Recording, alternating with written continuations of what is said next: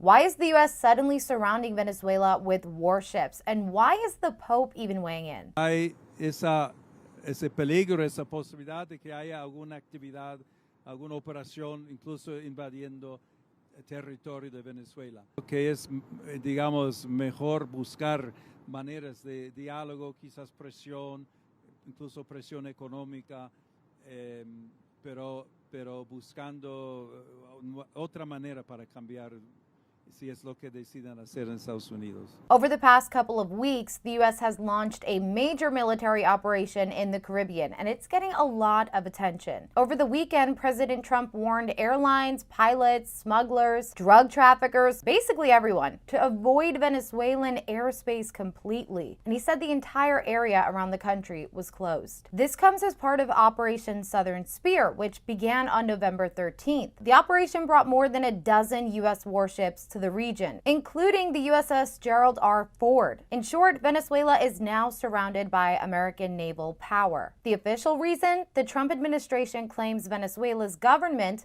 under Nicolás Maduro allows narco-terrorist groups like Tren de Aragua to ship drugs into the U.S. So at Trump's final cabinet meeting of the year, he and Secretary of War Pete Hegseth argued that this operation is about destroying cartel boats, stopping drug trafficking, and reversing what they say was a weak approach under the Biden administration. And then it's getting after and going after narco-terrorists and designated terrorist organizations in our own hemisphere. As I've said, and I'll say again, we've only just begun striking narco boats and putting narco-terrorists at the bottom of the ocean because they've been poisoning the American people. And Joe Biden tried to approach it with kid gloves. And allowed them to come across the border, cartels take over community, 20 million people, hundreds of thousands of Americans poisoned. And President Trump said, no, we're taking the gloves off. We're taking the fight to these designated terror organizations, and it's exactly what we're doing. So we're stopping the drugs, we're striking the boats, we're defeating narco-terrorists, and we're standing... And Pete, you may say one thing, that drugs coming in through the sea by sea are down 91%. And I don't know who the 9% is. I'm not sure either, sir, because... But down 91% by sea. We've had a bit of a pause because it's hard to find boats to strike right now.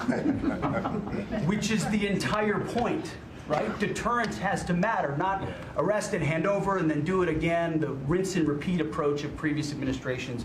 This is meant to get after that approach. And I will just end by saying, as President Trump always has our back, we always have the back of our commanders who are making decisions in difficult situations, and we do in this case and all these strikes. They're making judgment calls and ensuring that they defend the American people. They've done the right things. We'll keep doing that, and we have their backs, Mr. President. Good job. Thank you very much. Howard? Over the weekend, Trump confirmed that in a November 21st phone call, he spoke to President Maduro, but did not go into further detail. The New York Times reported that you had a phone call with Maduro. Did you? I don't want to comment on it. The answer is yes. And can you tell us a little bit No, about I can't it? do that. Mr. President, would you say it went well? I wouldn't say it went well or badly. It was a phone call, yeah. Now, according to multiple reports, during the phone call, Maduro asked for legal amnesty for himself, his family, and top officials. He wanted U.S. sanctions lifted. He offered to step down, but only if he got safe passage and guarantees. And he wanted an interim government led by his own vice president. Trump reportedly rejected most of this and told Maduro he had 1 week to leave Venezuela. That deadline expired on Friday, and the next day, Trump declared Venezuelan airspace closed. Now, a major part of the current tension stems from an incident back on September 2nd, 2025. Under Hegseth's authority, SEAL Team 6 sank a speedboat carrying an estimated $70 million in drugs. After the first strike, 2 survivors were reportedly seen clinging to debris. Now, according to a widely cited report, Hegseth allegedly gave a verbal order to, quote, kill everybody, the survivors. Former military lawyers have said that if that order was given and followed, it could be considered a war crime because killing incapacitated shipwreck survivors is illegal under U.S. law and international law. White House Press Secretary Caroline Leavitt said that Admiral Frank Bradley, not Hegseth, was the officer who directed the engagement, distancing Hegseth from accountability despite a Washington Post report that he ordered the death of everyone on the boat. She said Bradley acted legally and within his authority to neutralize a threat. The latter is true, Abe, and I have a statement to read for you here.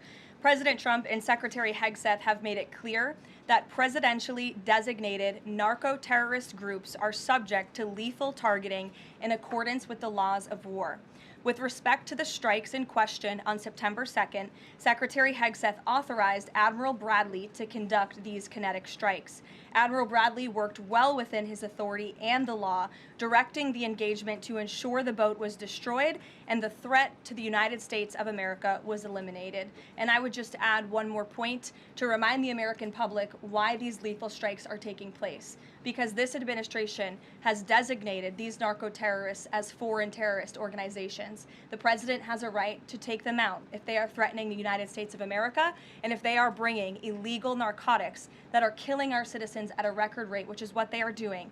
And under the previous administration, there was enough fentanyl trafficked into our country to kill every American man, woman, and child many times over. And so that's why you've seen a drastic difference in this administration's policy with respect to the last, and it's one of the many reasons the American public reelected this president and support this Secretary of War in conducting these strikes. Hegseth has defended the overall campaign and called Bradley, quote, an American hero. Publicly, he's denied giving an illegal order and says reports about the, quote, kill everybody command are, quote, fake news. Hegseth showed his support for Bradley in a post on Monday, saying, quote, and let me be very clear, killing shipwreck survivors is a war crime. The Pentagon's own Department of Defense law manual on the law of war literally says that, quote, orders to fire upon the shipwreck will be clearly illegal. Now, lawmakers from both parties, they want more transparency. Many point out that if survivors were intentionally killed, it could clearly violate the laws of war. Representative Ted Lieu straight up called these strikes a war crime.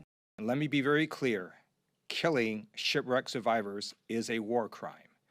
The Pentagon's own Department of Defense law manual on the law of war literally says that, quote, orders to fire upon the shipwreck will be clearly illegal. Armed Services Committee Chairman Senator Roger Wicker says he expects to review full audio and video of the strike and wants to know whether survivors were killed. We're going to conduct oversight, and we're going to try to get to the facts. And to the extent that we're able to see videos and see what the orders were, we'll have a lot more information other than just news reports. So that's what we're going to do, and it's our function. I've spoken to the Chairman of the Joint Chiefs of Staff. I've spoken to the Secretary of Defense, and we'll be speaking to the admiral that was in charge of the operation. And House Speaker Mike Johnson says Congress has the right to see the evidence, but won't prejudge the situation. We're going to have to look at that. I'm sure Congress has a right to look at it. I don't know how much of the tape should be released because I'm not sure how much is sensitive with regard to national security and all that. I haven't had a chance to review it, so I'm not going to prejudge it. But I will say that, you know, it's not an unprecedented thing.